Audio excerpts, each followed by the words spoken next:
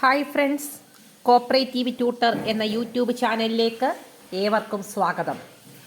നിങ്ങൾ ആദ്യമായിട്ടാണ് ഈ ചാനൽ കാണുന്നതെങ്കിൽ പ്ലീസ് സബ്സ്ക്രൈബ് മൈ ചാനൽ. ഇതോടൊപ്പമുള്ള കുഞ്ഞു ബെല്ലൈക്കൺ കൂടി ഒന്ന് പ്രസ് ചെയ്തതിന് ശേഷം ഓൾ എന്ന ഓപ്ഷൻ കൂടി ഒന്ന് അമർത്തിയേക്കണേ. എങ്കിൽ മാത്രമേ ഞാനിടുന്ന ക്ലാസിൻ്റെ നോട്ടിഫിക്കേഷൻ നിങ്ങൾക്ക് ഉടനെ തന്നെ ലഭിക്കുകയുള്ളൂ. ഇന്നത്തെ നമ്മുടെ ക്ലാസ് അക്കൗണ്ടൻസിയുടെ ഒരു ക്ലാസ്സാണ്. വളരെ ഇമ്പോർട്ടൻ്റ് ആയിട്ട് അക്കൗണ്ടൻസിയുമായിട്ട് ബന്ധപ്പെട്ട ഒരു ഭാഗമാണ് ഡിപ്രീസിയേഷൻ എന്നുള്ളത്. ഡിപ്രീസിയേഷൻ ഡീറ്റെയിൽഡായിട്ട് പഠിക്കാൻ തന്നെ ഇനി സമയമില്ലാത്തത് കൊണ്ട് ഡിപ്രീസിയേഷനുമായിട്ട് ബന്ധപ്പെട്ട കുറച്ച് ഇമ്പോർട്ടൻ്റ് ആയിട്ടുള്ള ക്വസ്റ്റ്യനും അതിൻ്റെ ആൻസറുമാണ് കൊടുക്കുന്നത്. നിങ്ങൾക്ക് ഈ ഒരു ക്ലാസ് പ്രയോജനകരമാകുകയാണെങ്കിൽ അറിയിക്കാൻ മറക്കരുത്. നാളെ തന്നെ ഇതിൻ്റെ ബാക്കി ക്ലാസ് അപ്ലോഡ് ചെയ്യുന്നതായിരിക്കും. അപ്പോൾ first question, dash is the most important objective of providing depreciation. Depreciation provide ചെയ്യുക എന്നുള്ളത് കൊണ്ട് ഉള്ള ഏറ്റവും ഇമ്പോർട്ടൻ്റ് ആയിട്ടുള്ള ലക്ഷ്യം എന്താണ്? Answer, to find out correct profit or loss. ശരിയായിട്ടുള്ള രീതിയിലുള്ള ലാഭമാണോ നഷ്ടമാണോ എന്ന് ഐഡൻറ്റിഫൈ ചെയ്യണമെന്നുണ്ടെങ്കിൽ എന്താണ് വേണ്ടിയത്? ഡിപ്രീസിയേഷൻ കൊടുത്തേ പറ്റത്തുള്ളൂ. രണ്ടാമത്തെ question, the total amount of depreciation written off on the asset shall not exceed. ഒരു അസറ്റിന് ഡിപ്രീസിയേഷൻ കൊടുക്കുന്ന സമയത്ത് ഇത് എന്തിൽ കൂടാൻ പാടില്ല? ആൻസർ, ഡിപ്രീഷ്യബിൾ വാല്യൂവിൽ കൂടാൻ പാടില്ല. മൂന്നാമത്തെ question, fall in the value of asset due to the passage of time is called. ഒരു വസ്തു കാലഹരണപ്പെട്ടു പോവുകയാണെങ്കിൽ അതിന് പറയുന്ന പേരെന്താണ്? fall in the value of asset, അസറ്റിൻ്റെ വാല്യൂ കുറഞ്ഞു വരികയാണ്. Due to the passage of time, അതിന് പറയുന്നതാണ് എഫ്ലൂഷൻ. എന്താണ്? Effluxion. The depreciation on the asset due to permanent and continuous usage is. നാലാമത്തെ ക്വസ്റ്റ്യൻ ആണ്, the depreciation on the asset due to permanent and continuous usage. അതായത് ഒരു asset സ്ഥിരമായിട്ട് ഉപയോഗിക്കുന്നത് മൂലം അസറ്റിനുണ്ടാകുന്ന ആ ഒരു ഇതിന് പറയുന്നത് എന്താണ്? ആൻസർ, വിയർ ആൻഡ് ടിയർ, തേയ്മാനം സംഭവിച്ചു എന്ന് നമ്മൾ പറയും. അടുത്ത question, decline in the value of asset due to technological change. Technological change മൂലം ഒരു അസറ്റിൻ്റെ വാല്യൂ നഷ്ടപ്പെടുകയാണെങ്കിൽ അതിന് നമ്മൾ എന്തെന്ന് പറയും? ഒബ്സോളസെൻസ് എന്ന് പറയും. ഒബ്സോളസെൻസ്.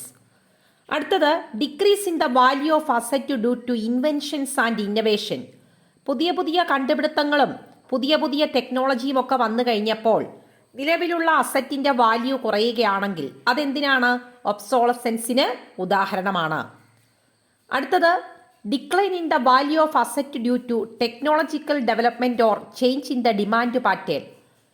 ടെക്നോളജിക്കൽ ഡെവലപ്മെൻറ്റ് മൂലമോ ഡിമാൻഡ് പാറ്റേണിലുണ്ടായ ചേഞ്ച് മൂലമോ ആ അസറ്റിൻ്റെ വാല്യൂ കുറയുകയാണെങ്കിൽ അതിന് പറയുന്നത് എന്താണ്? ഒബ്സോളസെൻസ് എന്ന് തന്നെയാണ്. അടുത്ത question, if an asset is thrown out of the market due to the arrival of new asset having better performance and efficiency it is called. ഇതൊക്കെ പരീക്ഷയുടെ പ്രീവിയസ് ക്വസ്റ്റ്യൻ ആണ്. If an asset is thrown out of the market due to the arrival of new asset having better performance and efficiency it is called. ഒരു നിലവിലുള്ളൊരു അസറ്റിനെ തള്ളിക്കളയുന്ന രീതിയിൽ ഒരു പുതിയ asset അതിൻ്റെ performance ഒക്കെ വളരെ മികച്ചതാണ് എങ്കിൽ അപ്പോൾ അത്തരത്തിലുള്ള അസറ്റ് മൂലം ഇപ്പോഴുള്ള അസറ്റിൻ്റെ വാല്യൂ കുറയുകയാണെങ്കിൽ അത്തരം അസറ്റിനെ വിളിക്കുന്ന പേരെന്താണ്? അന്നേരം അതിനുണ്ടാകുന്ന ഡിപ്രീസിയേഷന് വിളിക്കുന്ന പേരെന്താണ്? ഒബ്സോളസെൻസ്. നമുക്കറിയാം, ഒരു കാലഘട്ടം വരെ ടൈപ്പ് റൈറ്റർ എല്ലാ ഓഫീസുകളും കീഴടക്കിയിരുന്ന ഒരു ഉപകരണമായിരുന്നു. പക്ഷേ പെട്ടെന്ന് കമ്പ്യൂട്ടറിൻ്റെ കണ്ടുപിടുത്തം, കമ്പ്യൂട്ടറിൻ്റെ വരവോട് കൂടിയിട്ട് എന്താണ്? ടൈപ്പ് റൈറ്റർ കാലഹരണപ്പെട്ടു പോകുന്ന ഒരവസ്ഥ നമുക്ക് കാണാൻ പറ്റും. ഇനിയും അടുത്തത്, non provision for depreciation is an error or. 9ാമത്തെ ക്വസ്റ്റ്യൻ ആണ്, ഒരു ബിസിനസ് സ്ഥാപനം എന്താണ് ഡിപ്രീസിയേഷന് വേണ്ടിയിട്ടുള്ള പ്രൊവിഷൻ വെക്കുന്നില്ല എങ്കിൽ അത് ഏത് തരത്തിലുള്ള എററാണ്? അത് എറർ ഓഫ് പ്രിൻസിപ്പിൾ ആണ്. Error of principle. അടുത്തത് wear and tear, accident and carelessness are dash causes of depreciation. തേയ്മാനം സംഭവിക്കുക, ആക്സിഡൻ്റ് ഉണ്ടാകുക, അതുപോലെ നമ്മുടെ അശ്രദ്ധ മൂലം ഉണ്ടാകുന്ന ഡിപ്രീസിയേഷനൊക്കെ എത്തരത്തിലുള്ള ഡിപ്രീസിയേഷനാണ്? ഇൻറ്റേർണൽ ഡിപ്രീസിയേഷനാണ്. എന്താണ്? ഇൻറ്റേർണൽ ഡിപ്രീസിയേഷൻ എന്നുള്ളതല്ല, ഇൻറ്റേർണൽ കോസസ് ഓഫ് ഡിപ്രീസിയേഷനാണ്. അടുത്തത് effluxion, obsolescence, fall in the market value etcetera are dash causes of depreciation. ഡിപ്രീസിയേഷന് കാരണമായിട്ടുള്ള ബാഹ്യമായിട്ടുള്ള കാരണങ്ങളാണ് effluxion, obsolescence, fall in the market value etcetera.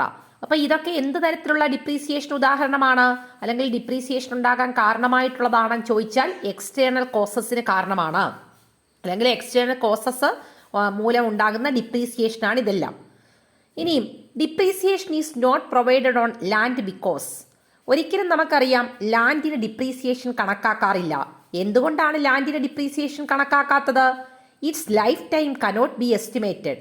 ഈ ലാൻഡ് എത്ര നാൾ ഇവിടെ കാണുമെന്ന് ആർക്കും പ്രിഡിക്റ്റ് ചെയ്യാൻ പറ്റത്തില്ല. അപ്പോൾ അതുകൊണ്ട് തന്നെയാണ് ലാൻഡിന് ഒരിക്കലും ഡിപ്രീസിയേഷൻ കണക്കാക്കാൻ പറ്റാത്തത്. അടുത്ത question, original cost method of providing depreciation is also known as. ഡിപ്രീസിയേഷൻ കണ്ടുപിടിക്കാൻ വേണ്ടിയിട്ട് ഏകദേശം 10 മെത്തേഡുകളുണ്ട്. അതിനകത്ത് ഉള്ളൊരു മെത്തേഡാണ് ഒറിജിനൽ കോസ്റ്റ് മെത്തേഡ്. ആ ഒറിജിനൽ കോസ്റ്റ് മെത്തേഡിനെ വിളിക്കുന്ന വേറെ എന്തൊക്കെയാണെന്നാണ് ചോദിച്ചിട്ടുള്ളത്. Straight line method or fixed instalment method. Original cost method for providing depreciation is particularly suitable for. സാധാരണ രീതിയിൽ original cost method depreciation provide ചെയ്യാൻ വേണ്ടി ഒറിജിനൽ കോസ്റ്റ് മെത്തേഡ് ഏത് തരത്തിലുള്ള അസറ്റിനാണ്, ഏത് തരത്തിലുള്ള ഫിക്സഡ് അസറ്റിനാണ് സ്യൂട്ടബിൾ ആയിട്ടുള്ളത്? Furniture and fixtures. ഫർണിച്ചറിനും ഫിക്ചറിനും ഒക്കെ സ്യൂട്ടബിൾ ആയിട്ടുള്ള മെത്തേഡ് ചോദിച്ചാൽ ഏതാണ്? ഒറിജിനൽ കോസ്റ്റ് മെത്തേഡാണ്. ഇനിയും under dash method the amount of depreciation is same or constant in every year. 15ാമത്തെ ക്വസ്റ്റ്യൻ ആണ്. ഏത് മെത്തേഡിലാണ് ഡിപ്രീസിയേഷൻ എല്ലാ വർഷവും സെയിം ആയിരിക്കുന്നത്, അല്ലെങ്കിൽ ഡിപ്രീസിയേഷൻ കോൺസ്റ്റന്റ് ആയിരിക്കുന്നത് ഏത് മെത്തേഡിലാണ്? ആൻസർ ഏതാണ്? Straight line method or original cost method. Straight line method or original cost method. അടുത്ത question, under dash method a fixed percentage on the original cost of the asset should be written off as depreciation every year till the asset is reduced in to 0. അപ്പം ഏത് മെത്തേഡിലാണ് fixed percentage of original കോസ്റ്റിൻ്റെ fixed percentage ഡിപ്രീസിയേഷനായിട്ട് write off ചെയ്ത് അസറ്റിൻ്റെ value 0 ആകുന്നിടം വരെയും പോകുന്ന method ഏതാണ്? Original cost method. ഏതാണ്? ഒറിജിനൽ കോസ്റ്റ് മെത്തേഡാണ്. അടുത്ത question, diminishing balance method for providing depreciation is particularly suitable for. Diminishing balance method ആ ഒരു ഡിപ്രീസിയേഷൻ പ്രൊവൈഡ് ചെയ്യുന്നത് ഏറ്റവും സ്യൂട്ടബിൾ ആയിട്ടുള്ളത് ഏത് ടൈപ്പിലുള്ള അസറ്റിനാണ്? Building, plant and machinery etcetera. അടുത്ത question, under diminishing balance method the annual depreciation is dash from year to year. Diminishing balance മെത്തേഡിൽ ആനുവൽ ഡിപ്രീസിയേഷൻ എന്ത് സംഭവിക്കുന്നു? ഡിക്രീസിംഗ് ആണോ ഇൻക്രീസിംഗ് ആണോ എന്നാണ് ചോദിച്ചിട്ടുള്ളത്. ആൻസർ ഡിക്രീസിംഗ് ആണ്.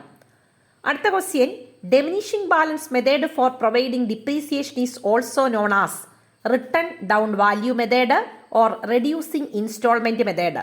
ഡെമിനിഷിംഗ് ബാലൻസ് മെത്തേഡിനെ അറിയപ്പെടുന്ന വേറെ പേരെന്തൊക്കെയാണ്? Written down value method, reducing installment method. ഇനിയും under the diminishing balance method അടുത്ത ക്വസ്റ്റ്യൻ ആണ്. Under the diminishing balance method depreciation is provided on dash. Diminishing balance മെത്തേഡിൽ ഡിപ്രീസിയേഷൻ കണക്കാക്കുന്നത് ഏത് വാല്യൂയിലാണ്? Book value or written down value. Book value or written down value method. ഒരിക്കൽ നമ്മുടെ CSEBയുടെ പരീക്ഷയ്ക്ക് ചോദിച്ചതാണ്, ഏത് മെത്തേഡിലാണ് ഡിപ്രീസിയേഷൻ കണക്കാക്കി വരുമ്പോൾ അസറ്റിന്റെ വാല്യൂ നോട്ട് ടു ബി 0, അതായത് അസറ്റിന്റെ വാല്യൂ 0 ആകാത്ത മെത്തേഡ് എന്ന് ചോദിച്ചാലും ഏത് ആൻസർ ആയിട്ട് എഴുതണം? ഡെമിനിഷിംഗ് ബാലൻസ് മെത്തേഡ് അല്ലെങ്കിൽ റിട്ടൺ ഡൗൺ വാല്യൂ എന്നൊക്കെ ഓർത്തിരിക്കുക.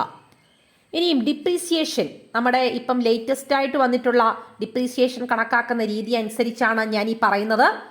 ഡിപ്രീസിയേഷൻ, ലാൻഡിന് നോ ഡിപ്രീസിയേഷൻ. ലാൻഡിന് എന്തുകൊണ്ടാണ് ഡിപ്രീസിയേഷൻ കണക്കാക്കാത്തത് എന്ന് നമ്മൾ മുകളിൽ പറഞ്ഞു. അപ്പം ലാൻഡിന് ഡിപ്രീസിയേഷൻ ഇല്ല. മിക്ക പരീക്ഷയ്ക്കും ചോദിക്കും എന്താണ്, ലാൻഡിന് എത്ര പെർസെൻറ്റേജ് ആണ് ഡിപ്രീസിയേഷൻ എന്ന് പറഞ്ഞ്. അപ്പം നമ്മൾ ചാടിക്കേറി പെർസെൻറ്റേജ് എഴുതരുത്. ലാൻഡിന് നോ ഡിപ്രീസിയേഷൻ. അടുത്തത് building, 2.5% per annum on the cost price of the building which are permanent structure. Permanent സ്ട്രക്ചറുള്ള ഒരു ബിൽഡിംഗ് ആണെങ്കിൽ അതിൻ്റെ കോസ്റ്റ് പ്രൈസിൻ്റെ 2.5% ഡിപ്രീസിയേഷൻ കണക്കാക്കുന്നത്.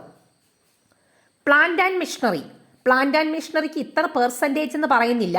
To be arrived using fixed installment system on cost price. Cost പ്രൈസിൽ fixed installment method ഉപയോഗിച്ചാണ് plant and മെഷീനറിയുടെ depreciation കണക്കാക്കുന്നത്. Total cost divided by the number of years of estimated life of asset. ഇങ്ങനെയാണ് plant and മെഷീനറിയുടെ depreciation കണക്കാക്കുന്നത്. Total കോസ്റ്റിനെ എന്തുകൊണ്ട് divide ചെയ്യണം? Total cost divided by number of years estimated life of asset. ഈ മെഷീനറിക്ക് എത്ര വർഷത്തെ കപ്പാസിറ്റി, അല്ലെങ്കിൽ ഈ മെഷീനറി 20 വർഷത്തേക്കാണ് ഉപയോഗിക്കുന്നതെങ്കിൽ ആ മെഷീനറിയുടെ ടോട്ടൽ കോസ്റ്റ് ഡിവൈഡഡ് ബൈ 20 എന്ന് അങ്ങനെയാണ് പ്ലാന്റ് ആൻഡ് മെഷീനറിയുടെ ഡിപ്രീസിയേഷൻ കണക്കാക്കുന്നത്. അടുത്തത് furniture and fittings. Iron safe, iron അലമാര, റാക്ക്, ടേബിൾ ഇതിനൊക്കെ 5% ഡിപ്രീസിയേഷൻ കണക്കാക്കുന്നത്. അയൺ ചെയർ, ട്രേ ഇതിനൊക്കെ 10% ഡിപ്രീസിയേഷൻ കണക്കാക്കുന്നത്. ടീക്ക്, റോസ്വുഡ് ഫർണിച്ചർ, തേക്കിൻ്റെയും റോസ്വുഡ് ഫർണിച്ചറും ഒക്കെ ആണെങ്കിൽ 5% ഡിപ്രീസിയേഷൻ കണക്കാക്കും. അതർ ടൈപ്പിലുള്ളതാണെങ്കിൽ 10%. ഇനി ഒരു കോപ്പറേറ്റീവ് സൊസൈറ്റിയിലെ ലൈബ്രറിക്ക് ഡിപ്രീസിയേഷൻ കണക്കാക്കുന്നത് 10%.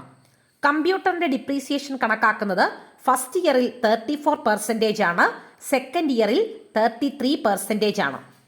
34% ഫസ്റ്റ് ഇയറിൽ, 33% രണ്ടാം വർഷവും മൂന്നാം വർഷവും. ഇനി വെഹിക്കിൾ, ഒരു കോപ്പറേറ്റീവ് സൊസൈറ്റിയുടെ വെഹിക്കിളിന് ഡിപ്രീസിയേഷൻ കണക്കാക്കുന്നത് ഫസ്റ്റ് ഇയറിൽ 30%. ഓരോ വർഷം കഴിയുന്തോറും 5% വീതം കുറഞ്ഞ് സെക്കൻഡ് ഇയർ ആകുമ്പോൾ 25%, തേർഡ് ഇയർ ആകുമ്പോൾ 20%, ഫോർത്ത് ഇയർ ആകുമ്പോൾ 15%, ഫിഫ്ത്ത് ഇയർ ആകുമ്പോൾ 10%. അപ്പം ഡിപ്രീസിയേഷൻ്റെ ക്ലാസ് ഇവിടെ കൊണ്ട് അവസാനിക്കുന്നില്ല. ഇതിൻ്റെ കണ്ടിന്യൂഷൻ വേണമെന്നുണ്ടെങ്കിൽ നിങ്ങൾക്ക് കമൻറ്റ് ബോക്സിൽ കമൻറ്റ് ചെയ്യാം. നിങ്ങളുടെ കമൻറ്റുകളൊക്കെ വളരെ കുറയുന്നത് കൊണ്ടാണ് നമ്മുടെ ക്ലാസ് എടുക്കാനും ഉള്ള ഒരു എനർജി നഷ്ടപ്പെടുന്നത്. അപ്പം നിങ്ങൾ തീർച്ചയായിട്ടും കമൻറ്റ് ബോക്സിൽ നിങ്ങൾക്ക് ആവശ്യമുള്ള ക്ലാസ്സുകൾ തീർച്ചയായിട്ടും കമൻ്റായിട്ട് കൊടുക്കുക. എൻ്റെ സമയത്തിനനുസരിച്ച് ഞാൻ ആ ക്ലാസ്സുകൾ നിങ്ങൾക്ക് യൂട്യൂബിൽ അപ്ലോഡ് ചെയ്ത് തരുന്നതായിരിക്കും. 2-3 കുട്ടികൾ മാത്രം ലേറ്റസ്റ്റ് ആയിട്ടുള്ള കമ്മിറ്റിയെക്കുറിച്ചുള്ള ക്ലാസ്സുകൾ ആവശ്യപ്പെട്ടിട്ടുണ്ട്. 2000 കഴിഞ്ഞിട്ടുള്ള കമ്മിറ്റികളെക്കുറിച്ചുള്ള ക്ലാസ്സുകൾ നമ്മൾ ഉറപ്പായിട്ടും ഉടനെ അപ്ലോഡ് ചെയ്യുന്നതായിരിക്കും. നിങ്ങൾക്ക് പഠിക്കാൻ വേണ്ടിയിട്ട് ഈ ചാനൽ യൂസ് ആകുമെന്നുണ്ടെങ്കിൽ നല്ല രീതിയിൽ പ്രയോജനപ്പെടുത്താൻ നിങ്ങൾ ശ്രമിക്കുക. ഇത്രയും നേരം എൻ്റെ ക്ലാസ് കേട്ടുകൊണ്ടിരുന്ന എല്ലാവർക്കും താങ്ക്സ് ഫോർ വാച്ചിങ്.